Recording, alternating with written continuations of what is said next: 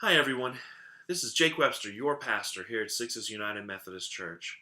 And I'm doing this video as a way for all of us to prepare our hearts and our minds and our souls for Easter Sunday, which is coming up this week. We are in the middle of Holy Week, and we've been looking at some events that happened in the week leading up to Jesus' resurrection to help us to prepare our hearts, minds, and our souls. And to do that today, we're going to be looking at a chapter, at a passage in Mark chapter 14, verses 3 through 9. And I wanted to read that for you. While he was in Bethany, at the home of Simon the leper, and reclining at the table, there came a woman with an alabaster vial of very costly perfume of pure nard. And she broke the vial and poured it over his head. But some were indignantly remarking to one another, "Why has this perfume been wasted? For the perfume might have been sold for over 300 denarii, and the money given to the poor." And they were scolding her. But Jesus said, "Let her alone. Why do you bother her? She has done a good deed to me.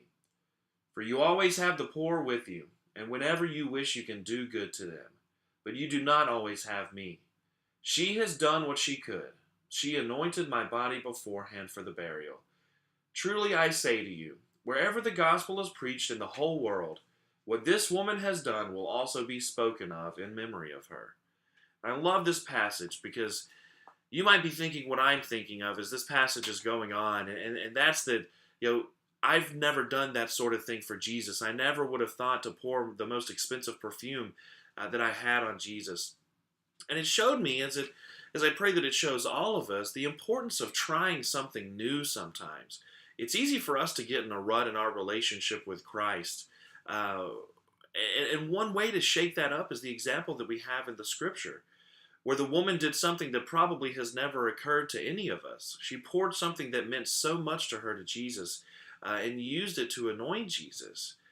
And sometimes what we need in our lives is to try something new in our relationship with Jesus. And this is the perfect week to try that out. So I encourage you to do a couple of things, or to try a couple of things. First of all, try something different. Maybe for some of us, it's going to be reading the Bible for the first time. Maybe for some of us, it's going to be praying for the first time outside of a meal. But maybe you need to look a little bit deeper than that. If you've never tried journaling, I encourage you to journal. And stick with this week. Don't focus too much on the weeks, the months, and the years that lie ahead. Use this week to try something new. Like I said, one of those spiritual disciplines, whether it's reading the Bible or praying or journaling or serving somebody else or going to the Good Friday service that you might never have been to, try something this week that is new in your relationship with Jesus. And just like the woman, let it be something that means a lot to you. It's going to be a sacrifice to do these spiritual disciplines. It's going to take time. And time is very important in our society. And I know time is very important to you. And when you sacrifice that time, it shows God that you are giving God everything that you have. And that's what the woman of faith in this passage showed us. She showed us it's important to give all that we have, which is most important to us, and then also to try something new. So I'm praying for you, as I hope that you are praying for me, to try something new, to take that next step in our relationship with Jesus. And certainly I offer it to you to go to one of the services that we're having at church this week. Come to our Good Friday service at 7 o'clock in the worship center. Come to our sunrise service on Easter Sunday at 7 a.m. In the parking lot that's next to the cemetery. Or come to one of our Easter Sunday services at 9 and 11 o'clock in our worship center.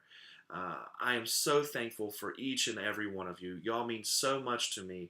I love being in ministry with you, and I am praying for you this week that you can do something new that will breathe life, that will allow God to breathe life into your relationship with Him. Thank you so much.